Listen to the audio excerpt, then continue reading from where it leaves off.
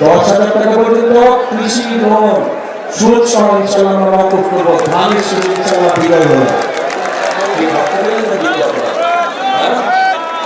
প্রিয় ভাই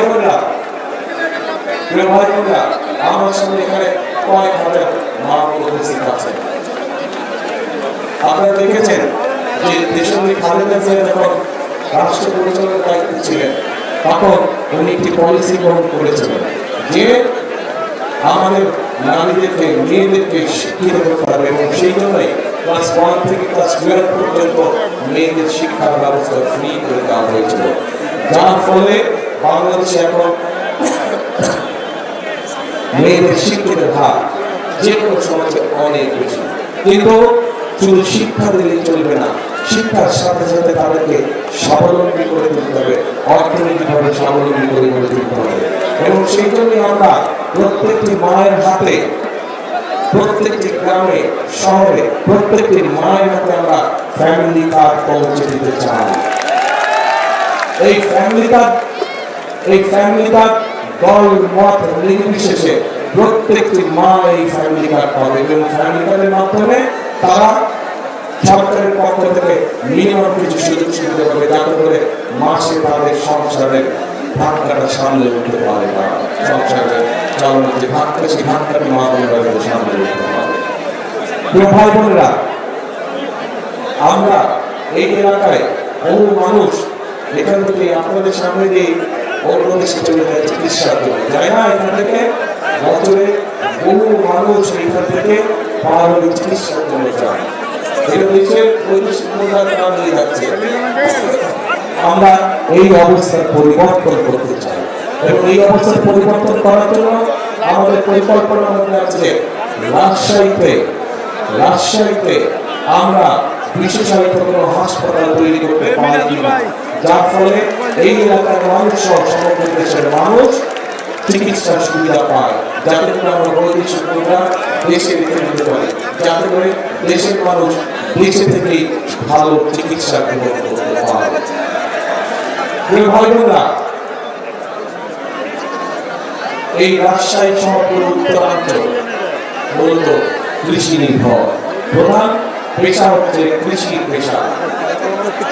পেশা সংক্রান্ত যে সকল ইন্ডাস্ট্রি করা সম্ভব সেগুলোর একটি তালিকা কম বেশি আমরা তৈরি করেছি, এবং ইনশাআল্লাহ 12 তারিখের নির্বাচনের পরে সরকার গঠনে সক্ষম হলে সরকার থেকে সব রকম সহায়তা দেওয়া হবে।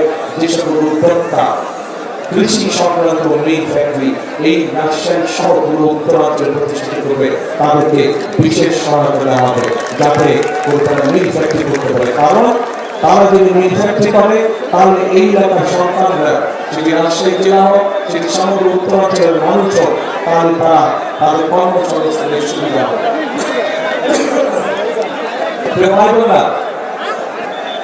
যেহেতু রাজশাহী সহ উত্তরাঞ্চলের অধিকাংশ মানুষ কৃষি কাজের সাথে জড়িত, যদিও সমগ্র বাংলাদেশেরই অধিকাংশ মানুষ কৃষি পেশার সাথে জড়িত, দেশের বৃহৎ একটি জনসংখ্যার বৃহৎ একটি অংশ কৃষি পেশার সাথে জড়িত।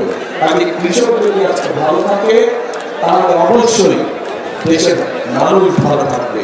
কৃষক যদি আজকে অর্থনৈতিকভাবে শক্তিশালীভাবে দাঁড়িয়ে থাকতে পারে তাহলে দেশের মানুষও সহজেই কৃষি উৎপাদিত যে পণ্য আছে সেগুলো তারা সহজেই তাদের ব্যবহারের জন্য ব্যবহার করতে পারবে।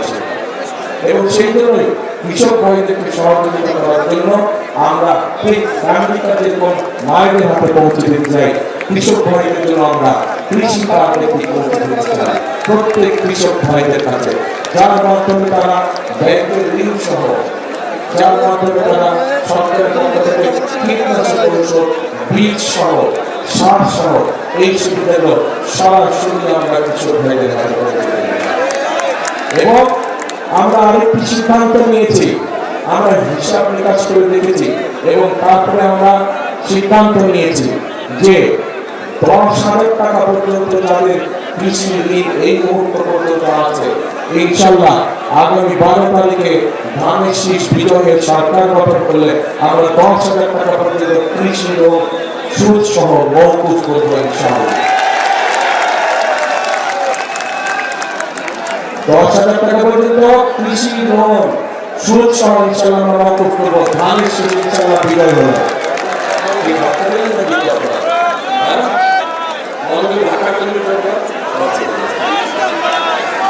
ঠিক আছে, চলবে? আপনাদের চলবে? ঠিক আছে।